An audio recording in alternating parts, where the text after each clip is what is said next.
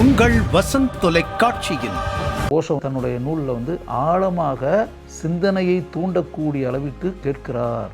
ஒரு ஆணும் பெண்ணும் அவர்கள் ஒருவரை ஒருவர் காதலிக்கும் போது எந்த அளவிற்கு உண்மையான காதல் உணர்வுடன் அவர்கள் இருக்கிறார்கள்.